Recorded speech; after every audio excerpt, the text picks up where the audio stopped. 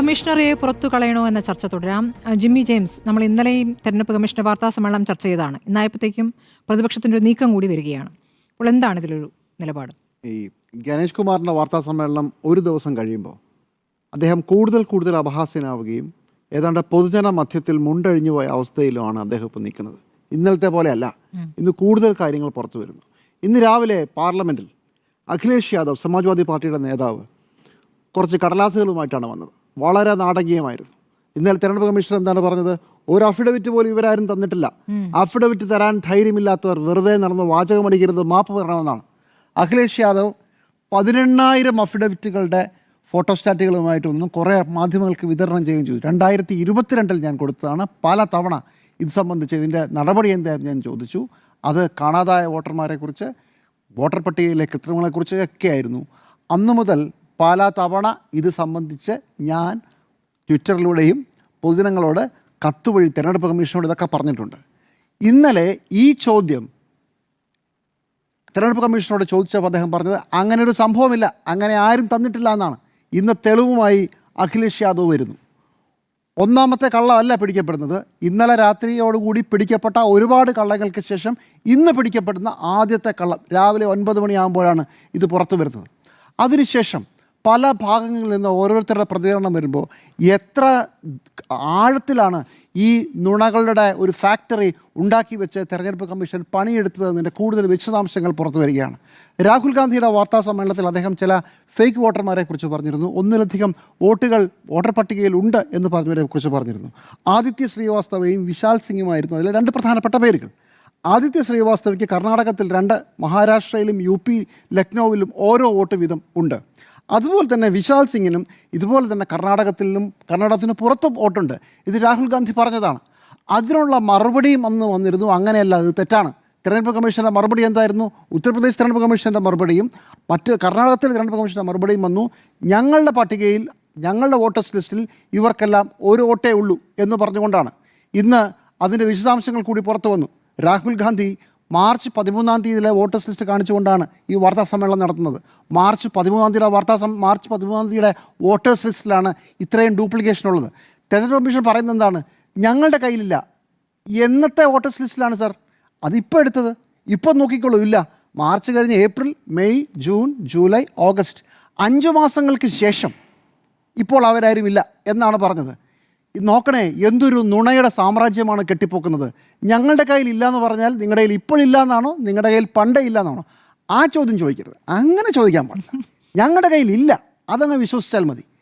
5 മാസം മുമ്പ് ഇങ്ങനെ ഒരു വോട്ടർ പട്ടികയിൽ ഇവരുടെ പേരുകൾ ഇന്ന സ്ഥലങ്ങളിൽ ഉണ്ടായിരുന്നു എന്നുള്ളത് ശരിയോ തെറ്റോ എന്നതിന് പകരം അർത്ഥസത്യം പറഞ്ഞ് അശ്വത്ഥമാഹത എന്ന മട്ടിൽ പറഞ്ഞ് നാട്ടുകാരെ പറ്റിക്കാനുള്ള ഒരു ഗംഭീര ശ്രമം.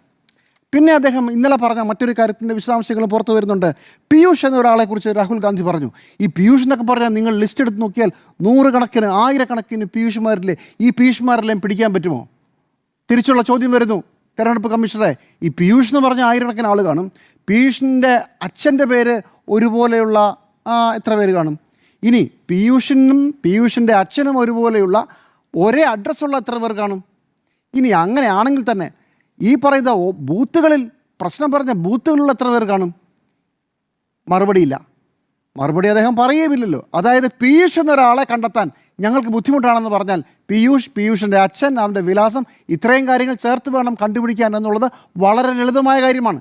ഇത് പുതിയ കാര്യമല്ല കേട്ടോ. ബീഹാറിലെ തെരഞ്ഞെടുപ്പ് പട്ടികയെ സംബന്ധിച്ചുള്ള വളരെ വലിയ തർക്കം നടക്കുന്ന സമയത്ത് തന്നെ അന്ന് ഓൾട്ട് ന്യൂസിൻ്റെ ആളുകൾ തെരഞ്ഞെടുപ്പ് കമ്മീഷൻ ഈ മെഷീൻ വെരിഫയബിൾ ആയിട്ടുള്ള ഡേറ്റ ഉള്ള തെരഞ്ഞെടുപ്പ് കമ്മീഷൻ്റെ വെബ്സൈറ്റിൽ അന്ന് ടൈപ്പ് ചെയ്ത് നോക്കിയാൽ കിട്ടുമായിരുന്നു. ഈ തെരഞ്ഞെടുപ്പ് കമ്മീഷനിലെ വോട്ടേഴ്സ് ലിസ്റ്റിലെ വിശദമായി പരിശോധിക്കാമായിരുന്നു. അത് പിന്നീട് ഇവർ മാറ്റുകയാണ് ചെയ്തത്. PDF ഫോർമാറ്റിലായിരുന്നു അത്. ടെക്സ്റ്റ് ലെയർഡ് ആയിരുന്നു, അതുകൊണ്ട് ചെയ്യാമായിരുന്നു. പിന്നീട് അത് സ്കാൻഡ് ഡോക്യുമെൻ്റ് ആക്കി മാറ്റി. ഇതാണല്ലോ ഈ സ്പെഷ്യൽ ഡ്രൈവിനെ കുറിച്ചുള്ള ഏറ്റവും വലിയ പരാതി തുടങ്ങുന്നത്. രാഹുൽ ഗാന്ധിയുടെ മഹാരാഷ്ട്രയിലോ കർണാടകത്തിലെ വിഷയമല്ല, ബീഹാറിലെ. അന്ന് എന്തായിരുന്നു മറുപടി എന്നറിയാമോ? അന്ന് പറഞ്ഞ മറുപടി, ഞങ്ങൾ ഒരു ടെക്സ്റ്റിലും മാറ്റം വരുത്തിയിട്ടില്ല. തെരഞ്ഞെടുപ്പ് പട്ടിക പഴയത് തന്നെയാണ്. വോട്ടർ പട്ടിക എങ്ങനെയാണോ മുമ്പുണ്ടായിരുന്നത് അതുതന്നെയാണ് ഇപ്പോൾ. ഇതൊരു ഫാക്ട് ചെക്കിംഗ് ആണെന്ന് പറഞ്ഞാണ് തെരഞ്ഞെടുപ്പ് കമ്മീഷൻ്റെ ട്വീറ്റ് വന്നത്. ചോദ്യം എന്താ? നിങ്ങൾ PDF ഫോർമാറ്റിൽ മെഷീൻ വഴി അനലൈസ് ചെയ്യാവുന്ന ഡേറ്റ ഉണ്ടായിരുന്നത് അതിനെ സ്കാൻഡ് ഡോക്യുമെൻ്റാക്കി മാറ്റി എന്നാണ് ചോദ്യം. ഉത്തരം എന്താ? ഞങ്ങൾ ഡേറ്റ മാറ്റിയിട്ടില്ല. ഇങ്ങനെ ചോദ്യത്തിനല്ലാതെ ഉത്തരം പറഞ്ഞ് നാട്ടുകാരെ ചുറ്റിച്ച് എന്തെങ്കിലുമൊക്കെ പറയുക, അതിൻ്റെ പുറത്ത് കയറി ആഞ്ഞ് തള്ളുക, അതിനുശേഷം വളരെ കാവ്യാത്മകമായി മാ ബഹനങ്കി ഇസ്സത്ത് എന്നൊക്കെ പറഞ്ഞ് ഡയലോഗ് അടിക്കുക. ഇത് ഒരു BJPയുടെ നേതാവിൻ്റെ പ്രസംഗമാണെന്ന് ഇന്നലെ എല്ലാവരും പറഞ്ഞത് വെറുതെയല്ല. ഓരോ മണിക്കൂർ കഴിയുമ്പോഴും പുതിയ കാര്യങ്ങൾ പുറത്തു വരുമ്പോൾ തള്ളു മാത്രമാണ്, രാഷ്ട്രീയ പ്രസംഗം മാത്രമാണ് ഇദ്ദേഹത്തെ കൊണ്ട് കഴിയുക എന്നുള്ളത് വ്യക്തമായിരിക്കുകയാണ്. ഒരു കാര്യം കൂടി ചോദിച്ചോട്ടെ. ഡിജിറ്റലി വെരിഫൈഡ് ഡേറ്റ കൊടുക്കാൻ പറ്റില്ല എന്ന് പറഞ്ഞ ശേഷം സുപ്രീം കോടതിയാണല്ലോ അവസാനം ബീഹാറിലെ നിങ്ങൾ പട്ടികയിൽ നിന്ന് പുറത്തു പോയ ലിസ്റ്റ് കൊടുക്കണമെന്ന് പറഞ്ഞത്. ഒരു മാസം തർക്കിച്ചല്ലോ ആധാർ ഡേറ്റ അനുസരിച്ച് ഇവരുടെ പട്ടികയിൽ പേര് ചേർക്കാൻ അനുവദിക്കില്ല എന്ന്. കോടതി പറഞ്ഞല്ലോ ആധാർ കൊടുക്കാമെന്ന്, ആധാർ വെച്ച് ചേർക്കണമെന്ന്. അപ്പോൾ അത് തെറ്റല്ലേ എന്ന് ചോദിച്ചപ്പോൾ എന്താ മറുപടി? അത് കോടതി ഉത്തരവിട്ടു, ഞങ്ങൾ കൊടുക്കും. അപ്പോൾ ഇതുവരെ കൊടുക്കാതിരുന്നത് അതിനെന്താ മറുപടി? അതിന് മറുപടിയൊന്നുമില്ല. ചുരുക്കത്തിൽ കോടതിയുടെ പുറത്തുനിന്നായാലും കോടതിയുടെ ഭാഗത്തുനിന്നായാലും കോടതി എല്ലാ കാര്യത്തിലും പ്രതിപക്ഷം പറഞ്ഞത് കേട്ടു എന്ന് എനിക്ക് അഭിപ്രായമില്ല. പക്ഷേ തെരഞ്ഞെടുപ്പ് കമ്മീഷണർ പറയുന്ന കാര്യങ്ങൾ മുഴുവൻ ഒരിടത്തും ഉറച്ചു നിൽക്കാതെ ചാടി കളിക്കുക, അർത്ഥസത്യങ്ങൾ പറയുക, സർക്കാരിന് വേണ്ടി എന്ത് തരം ന്യായീകരണങ്ങൾ ചമയ്ക്കാമോ അത് മുഴുവൻ ചമയ്ക്കുക. ഇതെല്ലാം ചെയ്ത ശേഷം രാഹുൽ ഗാന്ധി എന്തോ മഹാകുറ്റം ചെയ്തു, ഇന്ത്യയിലെ പ്രതിപക്ഷം എന്തോ മഹാകുറ്റം ചെയ്തു എന്ന മട്ടിലാണ് വാദങ്ങൾ മുഴുവൻ വന്നുകൊണ്ടിരിക്കുന്നത്.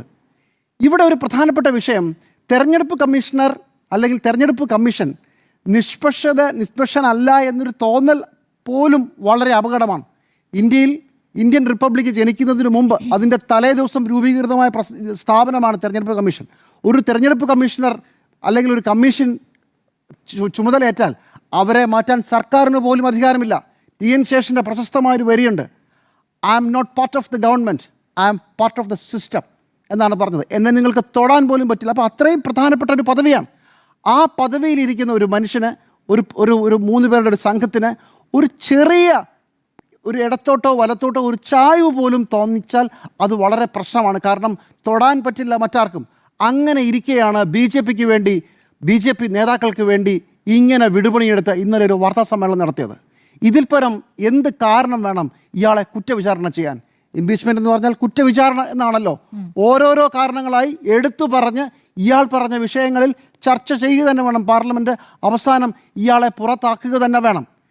അല്ലെങ്കിലും തെരഞ്ഞെടുപ്പ് കമ്മീഷനെ വരുതിയിലാക്കാൻ എത്ര കാലമായി BJP ശ്രമിച്ചു എന്നതിലും തന്നെ തെരഞ്ഞെടുപ്പ് കമ്മീഷൻ ബയസ്ഡ് ആണ് എന്നുള്ളതിൻ്റെ തെളിവുകൾ നമ്മുടെ മുമ്പിലുണ്ട്. 2014 BJP അധികാരത്തിൽ വരുമ്പോൾ തെരഞ്ഞെടുപ്പ് കമ്മീഷനെ നിയമിക്കുന്നതിൻ്റെ നിയമം എന്തായിരുന്നു? സുപ്രീം കോടതി ജഡ്ജി, പ്രതിപക്ഷ നേതാവ്, അതുപോലെ തന്നെ പ്രധാനമന്ത്രി. അന്ന് പ്രതിപക്ഷ നേതാവില്ല. അപ്പോൾ വളരെ എളുപ്പമായി. അതിനുശേഷം പ്രതിപക്ഷ നേതാവ് വന്നു. അപ്പോൾ അടുത്ത തെരഞ്ഞെടുപ്പ് കമ്മീഷൻ്റെ പദവിയിലേക്ക് എത്താമെന്നപ്പോൾ എന്താണ് ചെയ്തത്? നിയമം തന്നെ അങ്ങ് മാറ്റി. സുപ്രീം കോടതി ജഡ്ജി വേണ്ട, പകരം ഞാനും അമ്മനും സുഭദ്രയും പിന്നെ വേറെ സൈഡിലായിരുന്നു ഒരാൾ ഇരുന്നോട്ടെ എന്ന് പറയുന്നത് പോലെ പ്രതിപക്ഷ നേതാവ് അവിടെ ഇരുന്നോട്ടെ, ഞാൻ മോദി പ്രധാനമന്ത്രി, കൂടെ ഒരാൾ കൂടി ഇരുന്നോട്ടെ. അമിത്ഷായാണ് വന്നത്.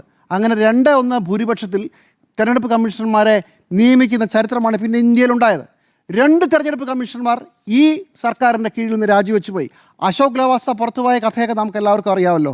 2019 ഇലക്ഷൻ സമയത്ത് മോദി തെരഞ്ഞെടുപ്പ് ചട്ടം ലംഘിച്ചുകൊണ്ട് പ്രസംഗിച്ചു എന്ന് അഭിപ്രായപ്പെട്ട അശോക് ലവാസയുടെ വീട്ടിൽ, അശോക് ലവാസയുടെ ഭാര്യയുടെ ഇൻകം ടാക്സ് റിട്ടേൺസിൻ്റെ പുറത്ത് പരിശോധന, വീട്ടിൽ പരിശോധന, അതിനുശേഷം മകൻ്റെ കമ്പനിയിൽ പരിശോധന. അപ്പോൾ ചോദിക്കാം, അതെന്താ കള്ളത്തരമില്ലെങ്കിൽ നിങ്ങൾക്കെല്ലാം ഇത്തരം നിയമങ്ങളിലൂടെ കടന്നുപോയാൽ എന്താ കുഴപ്പം? ന്യായമായ ചോദ്യം. പക്ഷേ ഒരു മനുഷ്യനെ ബുദ്ധിമുട്ടിക്കാൻ ഞങ്ങൾ തീരുമാനിച്ചാൽ ഞങ്ങളിത് ചെയ്യുമെന്നതിൻ്റെ അർത്ഥം കൂടിയാണ്. ഇനി അങ്ങനെ ആയിരുന്നെങ്കിൽ അശോക് ലവാസയുടെ ഭാര്യയ്ക്കും മകനുമെതിരായ കേസ് എന്തായി?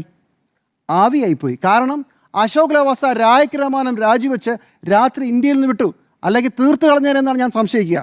ഇപ്പോഴും അരുൺ ഗോയൽ എന്തിനാണ് പെട്ടെന്ന് തെരഞ്ഞെടുപ്പിന് തലേ ദിവസം പെട്ടെന്ന് രാജിവെച്ചതെന്ന് ആർക്കും അറിയില്ല. അരുൺ ഗോയലും മിണ്ടില്ല. കാരണം അരുൺ ഗോയലിനും ഭാര്യയും മകനും ഒക്കെ ഉണ്ടേ. ചുരുക്കത്തിൽ രാജ്യത്തെ ഒരു പ്രധാനപ്പെട്ട സംവിധാനത്തെ ഒരു കാരണവശാലും ആർക്കും തൊടാൻ പറ്റാത്ത, ഒരു കാരണവശാലും ആ ഇരിക്കുന്ന കസേരയിൽ നിന്ന് ചലിപ്പിക്കാനാവാത്ത, 3-2 ഭൂരിപക്ഷം വേണം പാർലമെൻറ്റിന് പോലും പുറത്താക്കാൻ, അങ്ങനെയുള്ള പദവിയിൽ വേണ്ടപ്പെട്ടവരെ പിടിച്ചിരുത്താനുള്ള ശ്രമങ്ങൾ നേരത്തെ തുടങ്ങിയതാണ് മോദി സർക്കാർ. അങ്ങനെ ഇരിക്കുന്ന ഒരു കമ്മീഷണർ, മുഖ്യ തെരഞ്ഞെടുപ്പ് കമ്മീഷണറോ കൂടെയുള്ളവരോ മറ്റെന്തെങ്കിലും ചെയ്യും എങ്കിൽ അത്ഭുതങ്ങൾ നടക്കണം. അശോക് ലവാസയും അരുൺ ഗോയലും അങ്ങനത്തെ അത്ഭുതങ്ങളായിരുന്നു, നിഷ്പ്രയാസം അവരെ പുറത്താക്കി കളഞ്ഞു. പക്ഷേ ഇന്നലത്തെ വാർത്താ സമ്മേളനം കൊണ്ടുണ്ടായ ഒരു പ്രധാനപ്പെട്ട ഗുണം എത്രത്തോളം ദുർബലമാണ്, ഒരു കുഴപ്പവുമില്ല നാട്ടിലെ തെരഞ്ഞെടുപ്പിൽ എന്നതിനെക്കുറിച്ച് കാര്യങ്ങൾ വ്യക്തമായി എല്ലാവർക്കും മനസ്സിലായി. ഒരൊറ്റ ചോദ്യം ഒരു മുതിർന്ന മാധ്യമപ്രവർത്തകൻ ചോദിച്ചു, ഈ 18 വയസ്സിന് മുകളിൽ പ്രായമുള്ള ആളുകൾ, അതിനേക്കാളും ഉണ്ടല്ലോ നിങ്ങളുടെ വോട്ടേഴ്സ് ലിസ്റ്റിലെ ഇതേ പ്രായത്തിലുള്ള ആളുകളുടെ പുതിയ വോട്ടർമാരുടെ പേര്. മറുപടിയില്ല, ഒരു കാര്യത്തിനും മറുപടി ഇല്ലാതെ എന്തൊക്കെയോ പറഞ്ഞ് അവസാനം CCTV ദൃശ്യങ്ങൾ കൊടുക്കാൻ പറ്റില്ല, അതെന്തോ വലിയ കുഴപ്പമാണ് എന്ന മട്ടിലാണ് ഇന്നലെ അദ്ദേഹം വാർത്താ സമ്മേളനത്തിൽ മുഴുവൻ പറഞ്ഞു വെച്ചത്. ഈ CCTV ദൃശ്യങ്ങൾ ആരുടെയെങ്കിലും സ്വകാര്യതയുടെ പുറത്തോ വീട്ടിലെയോ കുളിമുറിയിലോ ക്യാമറ അല്ലല്ലോ, ദൃശ്യങ്ങളല്ലല്ലോ കമ്മീഷണറെ ഞങ്ങൾ ചോദിച്ചത്, കുളിമുറിയിലെ CCTV ആണ് ഞങ്ങൾ ചോദിച്ചത്, പ്രതിപക്ഷം ചോദിച്ചത് ഒരു തെരഞ്ഞെടുപ്പിൽ നടക്കുമ്പോൾ പെട്ടെന്ന് 5:30 മണിയാകുമ്പോൾ പെട്ടെന്ന് ആൾ കൂടുന്നു, അവിടെ വല്ലാതെ പോളിംഗ് ശതമാനം കൂടുന്നു. ആ പോളിംഗ് ശതമാനം കൂടിയത് എങ്ങനെയെന്നറിയാൻ ആ സമയത്ത് പോളിംഗ് ബൂത്തിൽ എത്ര ആളുണ്ടായിരുന്നു എന്ന് കാണണം. ഇത് മാത്രമേ ഉള്ളൂ. അത് തരാൻ പറ്റില്ല എന്ന് പറയുകയും അതിന് 2019 ഒരു നിയമമുണ്ടെന്ന് ഒരു ഒരു ഒരു ഒരു ഒരു പകുതി നുണ അല്ലെങ്കിൽ പകുതി സത്യം പറയുകയും ചെയ്തു. കാരണം എന്താണ്, 2024 കഴിഞ്ഞ വർഷം തന്നെ CCTV ദൃശ്യങ്ങൾ കൊടുക്കണ്ട എന്നൊരു നിയമം പാസ്സാക്കി വെച്ചിട്ടുണ്ട് മോദിയും കൂട്ടുകാരും. അത് പറയില്ല. 2019 ഭാഗികമായി ശരിയായിട്ടുള്ള, വേണമെങ്കിൽ വാദിക്കാവുന്ന ഒരു നിയമം മാത്രമായിരുന്നു അത്. ഇങ്ങനെ ഇന്നലെ പറഞ്ഞ നുണകൾ മുഴുവൻ ജനം ഓരോന്നോരോന്നായി എടുത്ത് വലിച്ചു പുറത്തിട്ടുകൊണ്ടിരിക്കുകയാണ്. ഇപ്പം മനസ്സിലായില്ലേ പ്രധാനമന്ത്രി നരേന്ദ്രമോദി എന്തുകൊണ്ടാണ് വാർത്താ സമ്മേളനം വിളിക്കാത്തതെന്ന്? മുട്ടുവിറയ്ക്കും പ്രധാനമന്ത്രി നരേന്ദ്രമോദിക്ക് മാധ്യമപ്രവർത്തകരെ നിരത്ത് ഇന്ന് ഇതുപോലെ ചോദ്യങ്ങൾ ചോദിച്ചതിന്. എന്ന് മാത്രമല്ല, എനിക്ക് ഉറപ്പാണ് ഇനി ഒരിക്കലും സർക്കാരിൻ്റെ ഭാഗത്ത് നിന്ന് പ്രധാനപ്പെട്ട ആളുകൾ ഒരൊറ്റ വാർത്താ സമ്മേളനം പോലും ഉണ്ടാവുകയുമില്ല. മോദി ചിലപ്പോൾ ആളുകളോട് ചോദിച്ചും കാണും, മനസ്സിലായില്ലേ ഞാനെന്താ നടത്താത്ത വാർത്താ സമ്മേളനം? മോദിക്ക് മനസ്സിലായി, പണ്ടേ അറിയാം പണി പാളുമെന്ന്. ഇന്നലെ തെരഞ്ഞെടുപ്പ് കമ്മീഷണർക്ക് മനസ്സിലായി പണി പാളുമെന്ന്. വല്ലാത്ത ആത്മവിശ്വാസമായിരുന്നു. പക്ഷേ ഗണേഷ് കുമാർ, നിങ്ങളെ പാർലമെൻറ്റിൽ വെച്ച് കുത്തിപ്പറിക്കാനുള്ള അവസരം പ്രതിപക്ഷത്തിന് കിട്ടിയാലും ഇല്ലെങ്കിലും, നിങ്ങൾ പറഞ്ഞ കള്ളങ്ങൾ ഓരോന്നോരോന്നായി പാർലമെൻറ്റിൽ ചർച്ച ചെയ്താലും ഇല്ലെങ്കിലും, ഇന്നലെ മുതൽ ഇന്ത്യയിലെ ജനം അത് തുടങ്ങിക്കഴിഞ്ഞു. ഒന്നിനും മറുപടിയില്ല. നിങ്ങൾക്ക് തിരിച്ചൊരു ട്വീറ്റ് പോലും ചെയ്യാനുള്ള ധൈര്യവും ഉണ്ടാകില്ല. കാരണം നിങ്ങൾ പറഞ്ഞത് നുണയാണെന്ന് നിങ്ങൾക്ക് തന്നെ അറിയാമായിരുന്നു. അത് ജനങ്ങൾക്ക് മനസ്സിലായെന്ന് താങ്കൾക്ക് മനസ്സിലായി. അതുകൊണ്ട് മോദിയുടെ മാർഗമാണ് സർക്കാരിലെ എല്ലാവർക്കും നല്ലത്. ഒരു കാരണവശാലും ഒരു വലിയ വാർത്താ സമ്മേളനം, ലൈവായൊരു വാർത്താ സമ്മേളനത്തിൽ പോയി തലവെക്കരുത്.